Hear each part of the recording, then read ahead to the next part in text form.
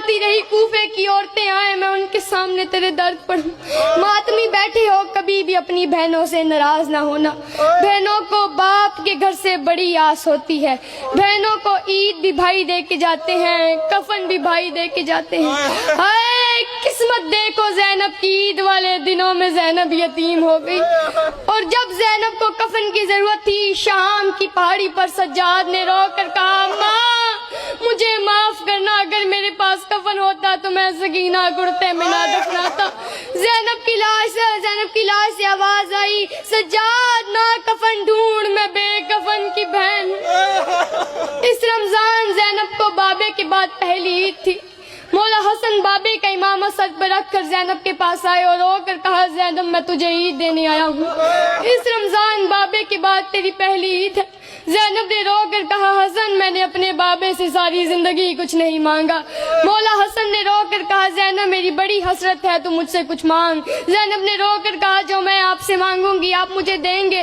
मौला हसन ने मौला हुसैन के सर पर हाथ रखा और रो रो कर कहा मैं हुसैन जामिन देता हूँ जो आप मांगोगी मैं दूंगा। ज़ैनब ने रो के कहा मेरी मिन्नत है एक दफा गाजी से कह के मेरे बाबा के कपड़े पहनकर मुझे चल के दिखा। मैं गाजी को चलते देखूंगी मुझे मेरे बाबा की याद आएगी। वो मुझे तन्हा छोड़ गया। और जब आलिया का महमल कूफे पहुंचा अली आलिया के महमल के करीब आए, कांपते हुए हाथों से महमल का पर्दा उठाया। अली ने फरमाया ज़ैनब बीबी करीब आई।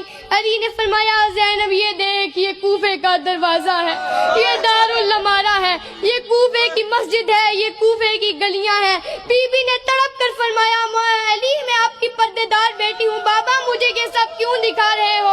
अली ने रो कर कहा ज़ैनब शरीफों को उजड़ते देर नहीं लगती।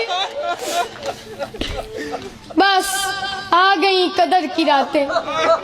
आखिरी रोजा इफ्तार किया उस बेटी के घर जिससे बड़ा प्यार था। रोजा इफ्तार करने के बाद मौला के दरवाजे पे शोर आया। मौला अब्बास उठे जाने के लिए। अली ने फरमाया अब्बास रुक मैं जाता हूँ। मौला दरवाजे के करीब गए। 4 घोड़े सवार शख्स दरवाजे के बाहर खड़े हुए थे, चेहरों पे निकाब। मौला ने फरमाया कौन। चारों घोड़े से जमीन पर आए।